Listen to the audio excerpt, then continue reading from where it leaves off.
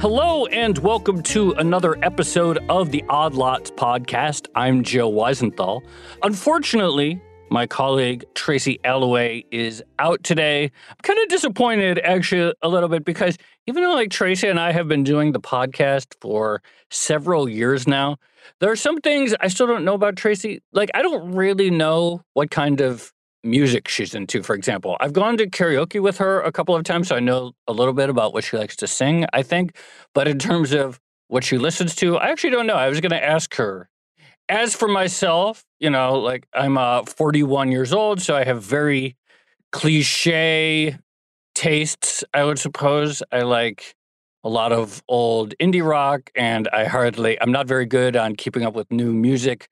By and large, pretty much, if I discover new music, it's often courtesy of the algorithm that Spotify serves up to me. But I don't really know about how it all works and how the industry works and who benefits from this current system. And I've always wanted to learn more. It's particularly interesting now because, of course, we've had a number of artists take their music off Spotify, notionally sort of in defiance of Joe Rogan's role there. But also, I think there's been a lot of musician frustration with Spotify and other streaming platforms, the new economics of music that long precede any of the current drama.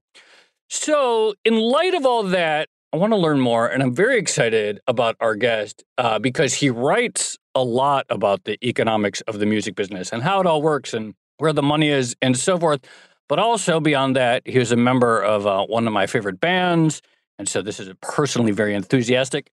I'm going to be speaking with Damon Krukowski. He was the drummer of the indie rock band Galaxie 500 and currently part of the duo Damon and Naomi. Damon, thank you so much for coming on Odd Lots. Thank you for having me. We musicians don't get asked about business very often. I'm really grateful for the opportunity. Well, you write a lot about business, and I guess that's why we could have this sort of music/business conversation. Why do you write about business? Or why is it, there are a lot of musicians who probably are frustrated with the economics of the music industry, but you write quite a bit. You've written books. You have a Substack. You have a newsletter about it. Why is it important for you to write about music? Yeah, it's a question I ask myself pretty often. I started a Substack. It's called Dada Drummer Almanac. And my Twitter handle is Dada Drummer. That's where that came from. And, I started writing about the business of music very accidentally. It's the same way that I had to pay attention to the business of music accidentally, which is from being a musician. And you just end up at the other end of so many contracts and so many deals and so many accounting reports that, you either, I guess, quickly early on decide I'm never going to pay any attention to any of this and turn it over to someone who convinces you that they are, or you start reading all that stuff. And there actually are a surprising percentage of us that do read all that stuff. Some just out of necessity, because if you don't have a manager, or you elect not to, or you don't trust your manager, or your manager cheats you. I mean, there's so many ways that musicians end up having to look finally at, even if they didn't want to, at what the hell is going on. And once you take a look, well, it's a big business. And so it's got a lot to learn. It takes a time for you to learn how this came to be, because musicians they come in very young. Many are not in the business very long. And the business is oriented toward the next set of musicians that are coming, not you. Right. You're just a temporary talent for an industry that has set itself up to deal with a revolving door of talent. And so, things are not explained to you. It's kind of like, who can bother? Why bother explaining something to a band? They're only going to be around at best, a few years, a few albums, whatever. We're going to make our money and move on. So just get what you can. So, there's a lot of that. But then we learned, so what happened to me was our first band, Galaxie 500, we were young. We signed the classic contract that handed over all our rights. And then the record label declared bankruptcy. And our contracts were thrown into a bankruptcy court in Manhattan. I spent over a year dealing with that, trying to extricate our contracts and the ownership of our records in perpetuity throughout the universe, known and unknown. These are boilerplate things that are typical of music contracts. In all formats, as yet undiscovered and all, blah, blah, blah, every contingency. They were just thrown into this bankruptcy court and put up for auction. So I spent a long time, we called our music business lawyer. We had a very fine firm, Grubman and Dursky Schindler, representing us at the time. They were Madonna's lawyer and whatever. And they said, "Oh, forget it. You have no rights. You have no chance. I mean, you signed that deal." And we're like, "You told us to sign that deal." They're like, "Well, that's boilerplate. The company goes bankrupt.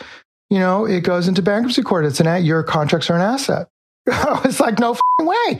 What do you mean? It's just an asset gone into bankruptcy court. Our own contracts." It's like, I understood that the stock from the warehouse went in. I understood that maybe the master tapes had ownership, but I mean, our contracts were that was insane to me. So anyway, I was like, no. So I read all the stuff and did my own negotiations, and called up the bankruptcy court-appointed lawyer and taught myself the business. And we won. We got our rights. I love that. So I'm a Galaxie 500 fan. I discovered it. I discovered the band Luna first, 3-year-old bandmate Dean Wareham, and then of course I went backwards and discovered Galaxie. For listeners who maybe aren't familiar, can you describe, I think it's a pretty influential band, but a little bit sort of like how big you guys were, however you want to measure it, and what kind of contract gets offered to a sort of highly influential, but I don't think like a Billboard chart-topping band in the late 80s. Right. No, we weren't a pop band by any measure, right. And nobody saw us that way. Most importantly, ourselves, and right. So we had no pop ambitions, and there was no question of trying to be world-conquering multimillionaires. What happened? So anyway, we were a niche band, an indie band. When we started, it was called college rock because it was college radio stations that played our music, not commercial stations. And that divide was very significant at the time. It meant the major labels produced music that they tried to get on commercial radio and into the chain store record stores. And that was their world. And we really had no part of that world. But a lot of people in the music industry were not part of that world and yet were in the music industry and built a fully functioning, very, very efficient and good system of distribution and sales outside of that. So we had independent stores in every town. We had college radio stations, which are mostly nonprofit, or community stations also, but played our records. And, the potential on the air, it's the same as a commercial station. So you still can reach people. And we had venues that we played that the major label bands didn't go near. And so we had a fully functioning network. That network was hard won. It had been built by a generation or two of bands before ours. It was really mostly the hardcore scene, actually, from my point of view, of kind of white college indie rock, more or less, was pretty much forged by the hardcore bands who went out and slept on people's floors and found alternative spaces to play and built this system. We came in as sort of a more diverse musically, a little bit less 100% male, unfortunately still pretty close to 100% white, which is something that really wasn't discussed or acknowledged nearly enough at the time. But we came in, sort of stepped into that world and opened it up musically, I think, a little bit more than it had been. And so a lot of types of bands went through those channels to the point where the major labels turned around and realized that there was a market there that our world had developed and was communicating with and selling product to, and they were not. And that's the explanation of what happened in the 90s. So the major labels kind of realized that they'd missed the boat on a whole lot of music that was potentially more saleable than they thought. So they looked at our scene and they sent their A&R scout. They hired A&R scouts out of our scene, sent them back in to kind of evaluate who could take it to another level commercially. And then there was this really pretty ugly moment in the late 80s, early 90s, where our scene that had existed was destroyed, more or less, by the major labels coming in and investing in it. So what they did was they cherry-picked from bands. They broke up Galaxie 500 by Well, Galaxie was being offered a major label contract of its own. And in its place, Dean was offered a solo deal by an A&R guy who had worked for our record label, Rough Trade, an independent label, had been fired by Rough Trade, had told his colleagues at Rough Trade that he was going to break up our band in retaliation, got a job with Elektra, which is owned by Warner Brothers, and offered Dean a solo deal at the same moment that Galaxie 500 was being offered a band deal by Columbia. So Dean double-crossed us. He signed the deal on his own with a different label instead of signing the deal that we had already negotiated with our mutual lawyer with Columbia. Besides old arguments, which are long since, this is a long time later. Right. But what it illustrates is what happened to the scene as a whole. The deal that we had negotiated with our lawyer as a band with Columbia was going to have complete artistic control. We were going to choose our producer for our records. We were going to choose our singles for our records. We were going to control our videos. Our lawyer said to us, and this gives you a hint of how this all goes down. Our lawyer said to us in our band meeting with him in 57th Street conference room, if you insist on that, you will get less money. You understand that. And we all said yes. But of course, I realize in retrospect that Dean didn't necessarily say yes. He just was sitting there not saying no. And then the deal that Dean signed with Elektra solo, where he had no negotiating power as a band, because we had built our brand and we had built our audience, that deal was without any artistic control. And so he signed as a solo artist to be shaped by the label. And the band that he then put together were his employees. The label chose his producers. The label chose his singles. The labels ran him $1 million in debt, as we all now know, because he has spoken about it in interviews and such. And ultimately dropped the band, of course. That's what happened kind of largely to the scene as a whole. Because how do the major labels work? Well, it's like they have a bunch of hits that fund everything else that's not a hit. And everything else that's not a hit eventually just drops off their radar altogether. They're not really in it for anything else. And only the hits fund the business. That's how entertainment generally works as an economic model. It sounds like the venture capital industry, too, where you sort of aim for one massive winner that returns 100x on your investment, and then everything gets sort of tossed by the wayside. Before we sort of move on from this moment, can you just talk a little bit more about the economics of a Galaxie 500 album in terms of the income that you were able to generate, both from how much is from album sales versus how much was from the touring that you did? What does that look like? Obviously, on the indie labels of the time. Right. Well, it all speaks to the same two differing models, really. Right. So we just talked about the major label model, classic entertainment business, and it's interesting to hear you compare it to venture capital. I'm sure it's the same idea. You're basically gambling, but the odds are pretty good that if you have 1,000 pieces of product, one is going to become huge, and you stack the deck by making sure you control the distribution channels and the promotion channels that all those hits go through. So whatever's going to hit is going to be one of the ones that you have. It's not going to be somebody else's, right? That's crucial, and that's crucial to looking to what's happened now with streaming. The other model is an independent model, a niche model, which is what the independent world that I was a part of and still am operates on. And that is I've always said, it's like running a lemonade stand. It was we didn't need any more economic know-how than a kid opening a lemonade stand on the sidewalk. It was we had a product, we had to sell it for a little bit more than it cost us to make. And we had to know how much to make. That was all it was. It was it was just basic capitalism that any American 5-year-old understands. And that's all we were doing. And that's all any of the bands in our scene were doing. We were pressing records in selling them for more than they were cost us to make and making a small profit.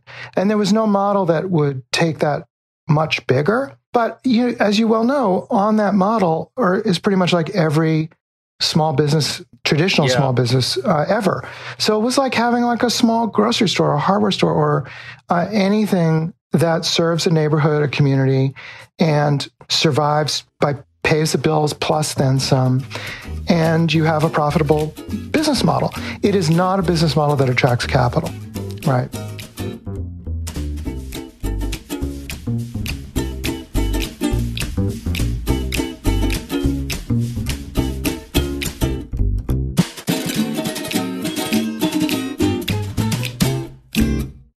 So this is really interesting, and I guess it gets to the heart of the tension here, which is that we all sort of understand that I mentioned VC, but I think Hollywood is the same, and I guess currently sort of mainstream music, which is it's really about the hits, and you aim for one hit out of, 100 or 1,000, and it's just so big and so massive that you could have numerous flops and it doesn't matter. And this sort of the tail is very, very skewed towards these megastars. And today, obviously Taylor Swift and Adele and a handful of artists that just sell an absurd amount. And so I guess the question, and maybe this sort of leads into where we are now, is like, is the lemonade stand model effectively dead at this point? There's just no other route to music other than, is the lemonade stand model dead in a world of streaming only? Yes, that's the way to put it. Yeah, in recorded music, yes. Because what happened was there were parallel methods of distribution and sales and reaching your audience before. And the majors, when they broke up, for example, they've done this time and again, but my particular moment, it wasn't like indie rock was like the only time this ever happened. It's happened over and over and over and over again in many, many different genres too. The independent jazz world, all these things have gone through similar cycles. My particular world, you can see it very clearly, again, to stick with references to your generation and my generation of artists. You can see it in Nirvana. Sure. So at that moment, the Galaxie 500 broke up was also the moment that Nirvana was signed by Geffen. And we all knew, we were all told, because Nirvana was on another independent label, Sub Pop. They were on our scene. We were playing the same venues that they were. We had all the mutual friends. Everyone knew before the public knew that Nirvana was going to be a huge hit and this was going to change everything. And that's also why that's when Dean got signed to a solo contract. Everybody was already in gear looking for more Kurt Cobains because it was like, okay, they can take something from our scene and turn it into this other model, which is you have one hit and 1,000 failures. And that's just part of the model. Right. And so what I witnessed on my own little scene in the late 80s, early 90s, was the way that all shook out. The difference to now is that even though that happened, the rest of us could continue our non-major label model of distribution and sales and of lemonade stand style business. And we did. Naomi and I formed a duo. We signed with Sub Pop, which had been Nirvana's previous label, and continued making records and touring at the same kind of scale budget that we always had, reaching the same sort of curtailed subset of a music audience that we always had been a part of, and being played on college radio, not on commercial radio, and not making videos for MTV, etc. So that continued. And so what's changed now is that there's no parallel network for distribution and sales. So what digital did was, as in all our businesses and all our communications, it scaled everything up through fewer channels. And you don't really have another way now of distributing your music. There's no indie channel for sales and distribution online. We have to go through the same channels that everybody does. It's Spotify, it's Apple, it's Amazon. These are the biggest corporations. Well, Spotify's not one of the biggest corporations, but in music, they're enormous. I mean, their valuation on the stock market is bigger than the major labels. And Apple and Amazon are literally among the biggest corporations in the world. So we're talking about like little me, and also not just middle-aged me, but young versions of the pattern that I followed, who really have no choices and no already established audience and no ways of navigating this outside the way that everybody does. So everybody just has to put their music up in the same platform. It's as if back then in the 80s and 90s, we all had to compete for the sales space in Kmart and Walmart and eventually Target, instead of being able to go to the independent record stores, if you see what I mean. Yeah, no, that makes a lot of sense. There's no other channel. And that's the problem with the model that's going on now. Because there are many problems that I'm happy to go into. But the basic one from a music business point of view, or a band's point of view, is that there's no choice. And the other thing is that these platforms treat us just like they do consumers. We're kind of just like it's just like Facebook, we're just like users. We don't get some special status because we're producing the content. They treat us just like all social media. There's no distinction really between content producers and consumers. So I just have an account, basically. I can't get anyone on the phone. I can't ask a question. Can you update?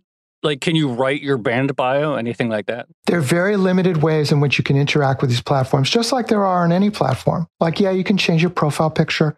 It doesn't go much beyond that. On Spotify, you can't just upload your music to Spotify. There are a handful of distributors that have access to that. Obviously, the three major labels are the main ones. They hold, I forget the exact percentage. It's over 75% of the copyrights that are on there. The indies go through consolidators that are approved and have an account with them. It's already limited in that way. It does make room for independent artists and all kinds of artists. Everything can be up there theoretically. That's important to their business model. But that doesn't give us any status beyond really essentially just another user on the account. They create websites that we can interact with in this extremely limited, condescending manner and change, tiny little bits of the individual page, but really so limited that it's ridiculous. But limited enough that I've gone on Spotify and our one artist official playlist that we're allowed to create is called, I forget exact wording I used. I said, Damon and Naomi official downloads available on Bandcamp. That's the name of the playlist. So that if you click on it, if you look for the artist official playlist, it will be called Go to Bandcamp.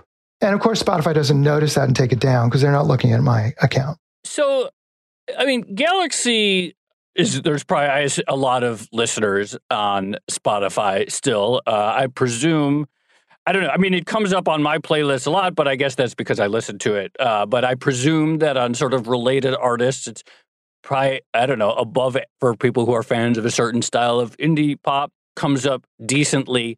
What do you get from that? What are the benefits to you? And, obviously one of the things that people talk about all the time is okay, yeah, you're not going to, musicians don't make that much recording, but other things, live concerts and so forth. What does that look like as a not huge, but also not irrelevant indie band now, the sort of the ongoing listenership of Spotify?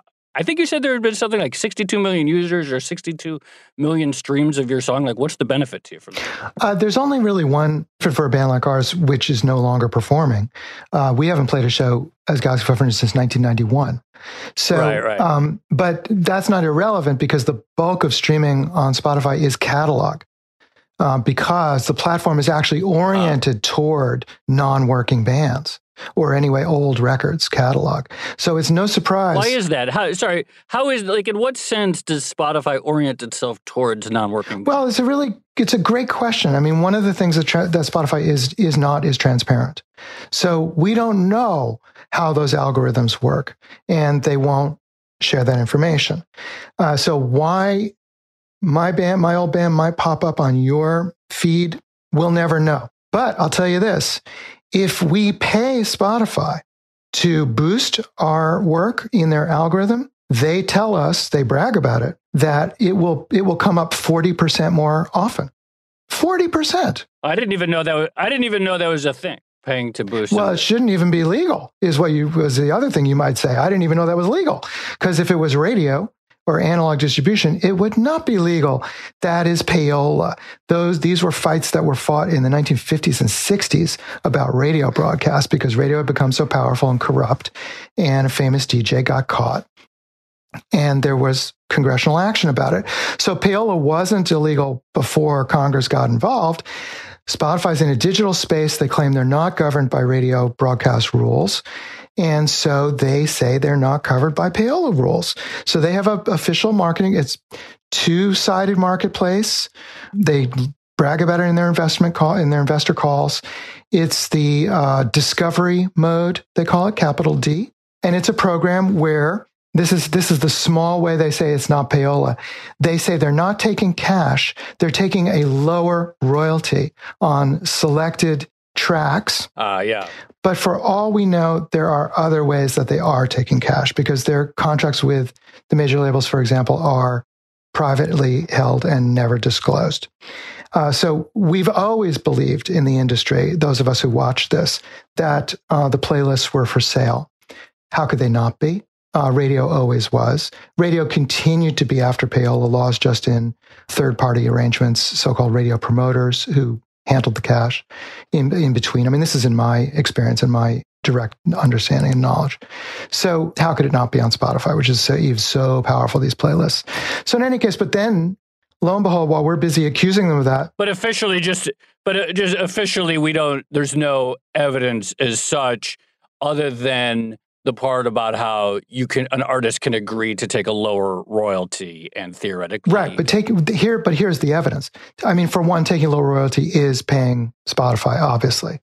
Secondly, sure, they say their algorithms are based on the consumer's interest, right? Like, so if you're wondering why does Galaxie 500 come up in your playlist, you'd be thinking, what is it about my taste? That's the first thing you said as you introduced it. But if that's the case, how could it change by 40% if you give them a lower royalty on a given track?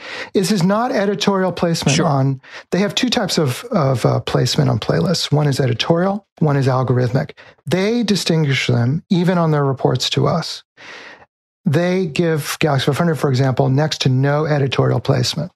I don't know if that's because I've been so vocal, but I will tell you that Damon and Naomi, my own personal band, gets zero editorial placement. They give us a percentage of our plays based on playlists, and the percentage for editorial placement is 0%. And other artists who are very active in critiquing Spotify have a similar issue. Now, I'm not saying I know that that's why, but I will put it out there that we know. What is the... For Galaxie 500, what is the breakdown of algorithmic streams versus editorial streams? I think editorial streams for Galaxie is something like 5% of our total streams. Okay. So that's next to nothing. In other words, we have not been given the benefit of their officially declared editorial interventions, which is they create a playlist that's like, this is the music you should listen to if you like.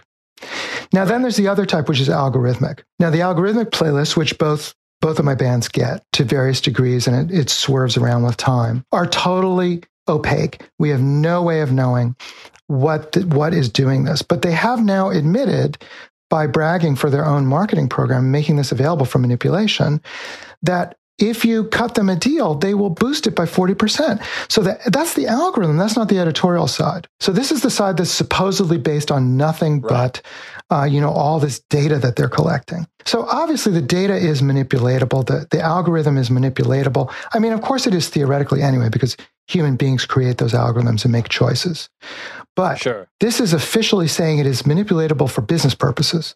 Now, once you get that understanding of how Spotify is working, then it starts to open up a whole lot of other explanations of how their entire business model is working. Because let's not forget, since we're on a business podcast, Spotify declares a loss nearly every quarter on music. Music is a losing proposition for Spotify, according to them. And yet, I'm sure a lot of people listening to this have invested in Spotify and are not thinking they're a losing proposition. Because, of course, they aren't. But music is a loss leader for them. That's what they claim. So where is their profit coming from? And that's what you really got to start to look at with Spotify. It's obviously coming from, like other tech platforms that give away their product for free, their content for free. It's coming from data. It's coming from two-sided marketplace deals like payola. It's coming from the stock market, from capital investment, from growth. It's coming from market share that they leverage in all kinds of other ways that have nothing to do with music. So they move further and further from the lemonade stand version of music.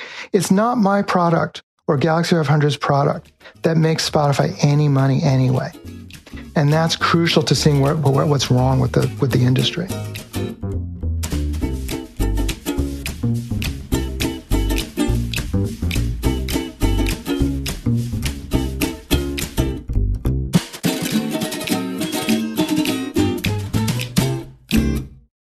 Well, the whole reason Spotify is back in the news, and I mentioned this in the intro, of course, Neil Young saying he's going to take his music off of Spotify, ostensibly out of his anger about their contract with Joe Rogan. But how much is that as sort of, in your view, I guess I don't know if an excuse, but a sort of like trigger point of there's already a number of musicians, large and small, frustrated with Spotify. Spotify, in your view, doesn't care that much about musicians. It may view podcasts as more profitable and a potentially more durable business model. So how much is the recent kerfuffle, like sort of like a bunch of people who didn't like the model anyway, suddenly like this is a good rallying point to voice their displeasure with the platform? There was certainly no organization taking advantage of this current moment. Neil Young did that, as he's always done things in his career, completely on his own, without announcement and without contacting groups like my group, Union of Musicians and Allied Workers, that's been organizing very diligently for over a year about the financial model of Spotify. But the Flashpoint is telling for so many reasons. It's actually, if you're interested in pursuing a musician's version of what's going on with Rogan, I would look to India Ari, who was very, very articulate about putting together all these various issues that are going on with Spotify. Joe Rogan's racism being paramount because it speaks to a model of discriminatory practices that are tied to the type of capitalized business that Spotify is. And that, I don't think you have to be a Marxist, like I probably would be identified by some of your listeners, to appreciate that these issues are tied together. That how you treat your labor force is tied to how you reward your labor force, and also how you set up your business in terms of capital and labor.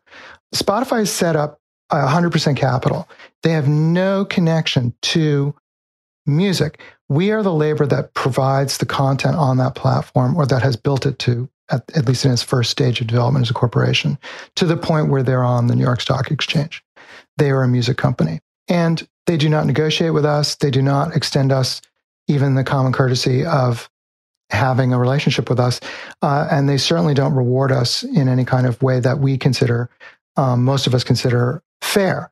And yet we have no way of organizing and demanding anything from them. We're not even at the table. They only cut the deal with the three major labels, not their artists, but just the labels themselves. And the way they cut the deal, the way they entered the US market, was they gave the three major labels ownership shares in Spotify before they went public. Now, this is how then the labels cut them a deal that screwed their artists. They cut them a deal of minuscule royalties, because the royalties, from the major label's point of view, pass through the major label to the artist accounts. Ownership was held by the corporation and was pure profit for the corporation. So they traded ownership for decent royalty deals. So the artists on the major labels were not any better represented than I was, without any seat at that table at all. They were sold out by the majors. So the major label artists are no happier with this than the rest of us. Now, the one difference, though, is that there are certain artists on the major labels who've been making money hand over fist from streaming, because what the model does is consolidates more of the money in the music industry into the top of the pyramid. It's designed that way. The way they calculate royalties, they put everything into one pot. It's called a pro rata system that they capitalized on. The majors approved this. So my streams go into the same pot as Taylor Swift's streams.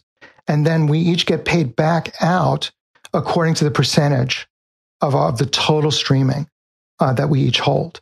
Mine is obviously zero to disappearing infinity compared to what the few people at the top hold. Now we get back to the whole question of the playlist and the algorithm and where Spotify is steering consumers to listen. Of course, they're steering them toward a handful of places, because the whole thing is designed to consolidate as much, all the money in the industry into the top.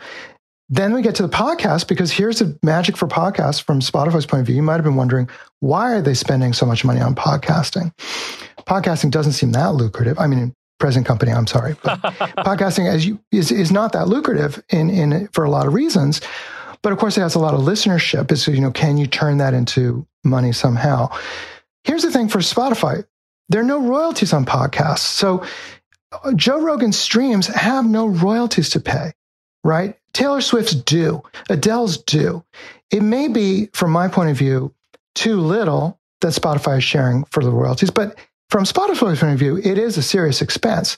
And the more they stream music, the more that expense goes up. It's 1-to-1. They can't get around it except by pulling cockamamie schemes like reduce your royalty and we'll boost your algorithm, right? That what they're after is reducing their overhead. I mean, again, it's just back to that's lemonade stand, I understand.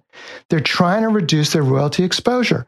They only have two ways to do it. Pay musicians even less, or get to stuff that doesn't have royalties. So they're doing it in multiple ways. One is podcasting. There are no royalties on podcasts, as you know. Second, they're commissioning music and owning content. Now, there's another longstanding scandal in the music world that didn't get out to the general media, but did enough in the music press that it's commonly accepted now, of the so-called fake artists. This was because Spotify, at the top of some of Spotify's most popular playlists, so that means all the money in Spotify is in the playlists, okay? Because you go on the site, they push you to a playlist, then they control what you're going to stream. And it's not just on the popular playlist at the top of the playlist, because of course, how many songs you listen from the beginning, and how deep do you get in the playlist? Well, most listeners just get a few songs in. So all the money is, it's the same pyramid thing. All the money is concentrated in the top of the top playlists. That's where the bulk of the streaming is happening. That's why payola is so crucial here, because of course, getting on the top of those playlists will make you a living. What did Spotify do to reduce their royalty exposure? Well, they started inserting tracks in those playlists, in those popular playlists that they own 100%. How did they do that without consumers noticing? They created fake bios for fake artists. That's why it's called fake artists, with photos that they pulled off of the internet, fake bios, and a song title, and they slip it in to a playlist. I mean, is this just on like a instrumental sort of ambiance? No. It's anything. It's anything. So wait, are there fake country musicians? Well, I don't know specifically country, but there are fake. Well, so-called fake. There are fake tracks scattered throughout Spotify. The only way we know about them is that investigative journalists figured it out. They figured it out by not recognizing a name at the top of the playlist and Googling it, finding a bio page, and then finding no other links. It didn't have any existence. These artists have no other existence anywhere in the world except at the very, very top tier of one of the top tier playlists. So it's clear that it's Spotify owned and not just someone who used like one of the aggregators to upload. Because I found that because you can trace the copyright and where did this music come from. They all come from Swedish recording studios. Spotify's a Swedish company. Spotify said, well, these aren't fake artists. These were created by these producers in Sweden that we paid to produce this music. Got it. So their argument is, what do you mean fake? This is as real music as anything else. And now you get into another set of investments that Spotify's been making, which is into AI. What is AI going to do for them, or is already doing for them? You can create sound-alike music that people can't distinguish in terms of style, or, so you feed in, take whatever's at the top of the charts at the moment, feed it all into AI, and have it spit out a track that's enough like it that a listener on a playlist, a passive listener on a Spotify playlist, will not stop the playlist and move away from it, letting go, continue. When they hear it, is maybe not an artist they recognize, but they accept it going past them. It sounds right. I'm just looking. I'm reading I pulled up a Variety article from 2017, and it sort of gets at this. And they deny that fake artists exist, although the Variety article cites insiders who say that it is about, as you say, reducing the streaming royalties that they owe, the leverage that they have against the record labels. So yeah, but I think if you look at the language of their denial, all they're saying is that these are real people. Yeah. But the fact that they own those tracks 100% is the crucial part here. I mean, whether it's an artist that they signed to their own label like Rogan, that they own 100%. Right. So the difference would be essentially, in your view, that they are real people, but if Spotify commissioned the songs and therefore the royalties, they're not leaving. They're not going as far. They're not going anywhere. They own them 100%. The problem is Spotify cannot be, and this is the Rogan controversy has brought this to the fore, and I've been really happy to see this terminology surface in the mainstream press about it. Spotify cannot be a platform if they're also a producer, right? They're a producer of music tracks. We have known this for years. In the music business, we have been screaming about this. Nobody cared, of course, outside the music industry. And those who are running the show don't care because they're making money hand over fist. I mean, the estimates are that the major labels are making $1 million a minute from streaming. So obviously, I mean, we started this conversation and, as you point out in the beginning, Galaxie 500 never aspired to be like a true pop band that was going to have a mega hit. It wasn't your scene. You had the lemonade stand business model. Nonetheless, the pop scene has always existed. The hits-driven record, whether it's radio stations, record stores, CDs, et cetera, that's always existed. Just within the realm of pop, setting aside the end of the lemonade stand model, has it gotten even more skewed? Is streaming royalties to the handful of artists that make a killing on it, like the Taylor Swifts, like the Adeles, is it even more skewed than it used to be if we went back to, say, record sales and radio plays in the era of, say, Madonna? Well, here there's some squishiness because it's very hard to compare one-to-one because there has been a sea change from analog to digital in terms of how the business is structured and how the royalties are calculated, et cetera. I think everybody feels that it has gotten more concentrated. I don't know of any good studies that I can point to that make the case with numbers. I hope they're out there. If they're not, I hope somebody's working on it. But it is a kind of a difficult thing to compare. And a lot of the discussions around what's wrong with streaming sometimes quickly revert to, well, how many artists were making a living in 1989, right, versus today? It's just not the type of calculation that exists because the business was decentralized so much more. And I think that even framing the question in those terms is an indication of how centralized it is now. We do have the figures for right now. And here they are according to Spotify themselves, so my scrappy group of independent artists, self-employed artists that got together during COVID and are forming a new union called the Union of Musicians and Allied Workers, unionofmusicians.org. We launched our own punk rock campaign to alert people to what's going on with Spotify and streaming in general. But we use Spotify as our target because they're running the show. They have the largest market share, and they're such a good enemy because they put their foot in their mouth all the time. So we chose them well, I'd say, as this podcast proves. And we launched a campaign called Justice at Spotify, and we've got close to 30,000 musicians have signed on to it. It's made ripples in the music world, and it certainly has caught Spotify's attention because then they launched a website to answer our accusations called Loud and Clear. And that was a website just directed to, it's like a giant FAQ with their talking points counter to our arguments for what's wrong with Spotify. On that website, so this is on Spotify's own PR designed to counter musicians' complaints.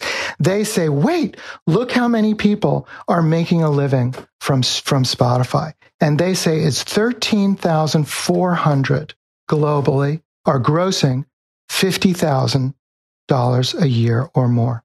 Okay. So this is their claim to the success of this model. It's very hard numbers. So long as they're just lift a little corner. Now, the only reason they said that was they thought it sounded so good. First of all, their mission statement was to make 1 million artists a living. 13,400 is not 1 million. They're off by 987,000, whatever, right? They're wildly off.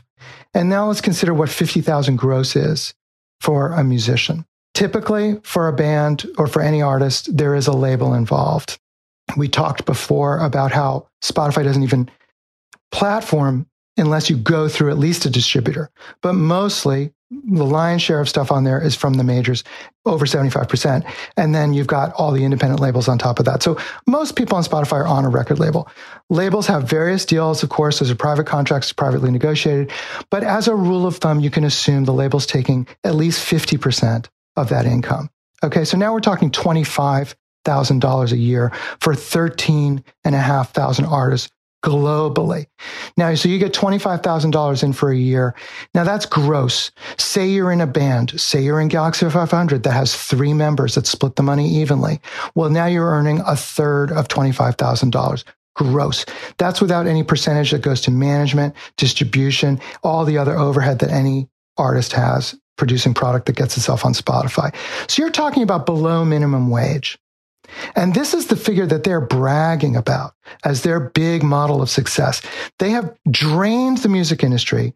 Streaming is now 83% of all revenue in the US for recorded music, all revenue from all sources, 83%. And of that 83%, Spotify is the lion's share. So yes, it's a little bit more from the other platforms. So if you're making 50K from Spotify, yeah, you're probably making, 65, 70. But you're not really making that. You're making less than minimum wage. So what have we traded for this global model? For most of us, for almost all of us, nothing. We get nothing out of it. I could make that money back with 2,000 LPs or less. But they're making it impossible for me to do that. I have to go through Spotify. And that's the problem. So before we wrap up, and we just have a couple of minutes left, I want to ask a couple quick questions about this, because this is where I was about to go. I mean, first of all, you talk about, okay, just Spotify, but versus, say, the late 1980s, a band can raise their profile in all different kinds of ways. And there's Twitter, and there's Instagram, and there's Facebook. And so, sure, maybe the record stores, that network, maybe is diminished, although there still are record stores and some independent music stores. But what if someone says, like, look, it's 2022, yes, there are obviously things that have gotten more skewed. On the other hand, the ability of a musician or a band to become a name, to promote themselves, they don't have to go through a record label anymore. There are other things that have countervailed that allow someone to get awareness, build fans on the internet, and monetize their music in some different ways. Why does that not work? Why does it not counteract by the fact that there's all these new platforms for an artist to promote themselves? Oh, well, because none of them are monetizing. I mean, you slip monetizing in there, but the platforms you mentioned don't pay you. Twitter doesn't pay you. Facebook doesn't pay you. So the only monetization that has been open to artists in the streaming era is live performance. And it is absolutely true that you can leverage your exposure. I mean, it's basically we're all interns through our recorded music to the music industry, and then we're supposed to make our living live. I mean, the truth is only some type of bands can make a living live. I mean, live music doesn't fit all the models of the type of music that you might want to listen to in recorded music. And there are entire genres of music that can't really turn a profit live, like jazz, for example. I mean, there's whole vast amounts of recorded music that cannot translate into, well, go hit the road and just live that way. Then there are a whole lot of personalities and lifestyles that don't fit that way. Then there are a whole lot of people who fall to pieces on the road because, actually going on the road is a tall order. Okay. Yeah. And there's a reason why we have all these stories. And there's a reason why the end of Kurt Cobain's story is what it is. But here's what happened in the last 2 years, which is COVID. So all of live music shut down 100%. That's why my group got together, Union of Musicians and Allied Workers, because we were all unemployed. Because our only employment in the streaming era has been live performance. That is the only monetization available to us. All the monetization channels of recorded music have been swallowed by streaming. That's that pie chart that the RIAA, the Record Labels Association, takes note of every year. That's now up to 83% from streaming. What's left in that 17 is everything else you can think of. It includes soundtracks for films, selling to commercials. It includes radio performance. It includes satellite radio. It includes everything else you can think of that monetizes recorded music. Streaming has taken it all. It's done it by going into all the other markets and swallowing them. For example, back when we had coffee shops and bars, they play music and they're supposed to play, and we pick up a small license from that music. But what are they doing? If you ever ask your barista, they're playing their own personal Spotify account on a phone plugged onto the machine. They're not supposed to do it. And if you dig on Spotify's website, you will come up with a page that says, do not use this for commercial situations. But boy, they don't work very hard to let people know that, do they? In fact, Starbucks has a deal with Spotify where they give free premium accounts to every employee. I mean, you can see what that does, right? So we lose that. Satellite radio. It was a good income stream that was coming up because they were being installed in all the new cars. And there's a different royalty model for satellite radio that's very secure for musicians that was set up by Congress in the 90s. That was really booming. I mean, it wasn't a lot of money, but it was going up, straight line up.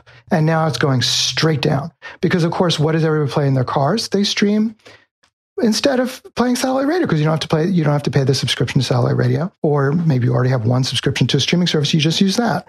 So all these other channels, branding, to take a great example, people think, oh, you build your thing. Brands put on playlists on Spotify, they put our music on, they don't have to negotiate with us, they don't have to pay us anything for that, because it's just another playlist on Spotify. Nike presents whatever the hell they want to label it. It used to be a brand wants to associate themselves with their music. That was a big payday. The biggest payday Galaxie 500 ever got was from Honda, who used 30 seconds of an instrumental track of ours in a television commercial. That was a huge payday for us, more than our record royalties that we ever managed to collect from our labels that we were assigned to before we made our own label. That's much better. But in any case, that doesn't exist anymore. Honda wants to have a playlist on Spotify. They just build it. Do they pay Spotify? Probably. Does Spotify report that back as music income? No. Right? You see how this goes? Yeah. So that's what's going on. Spotify has a model. It's unregulated. There are no set royalties from anything except the 3 major label contracts that they did. And that's a very winning model for destroying the music industry. But here's the kicker that I really want to emphasize for your listeners in particular. Sure. It's not a winning profit model. They still say they don't make money on music. And I believe them, because look where they're putting their money. They're putting their money in Joe Rogan. And that gets back to why Neil Young calling out Joe Rogan, which he had every reason to do, was explosive, because it actually speaks to the whole problem. And Indiari put it all together, even putting it together with racial issues in the music industry. I mean, the music industry has a long, ugly history of making money from black artists that go to white executives. And you got to look at this tied to that too. Well, Damon, this was a fascinating conversation, and I'm sure there's plenty of more roads and other aspects of all of this that we could go down, but I think that's a good place to stop it. Really appreciate you coming on Odd Lot. Thank you for having me. I really appreciate it. Take care, Damon.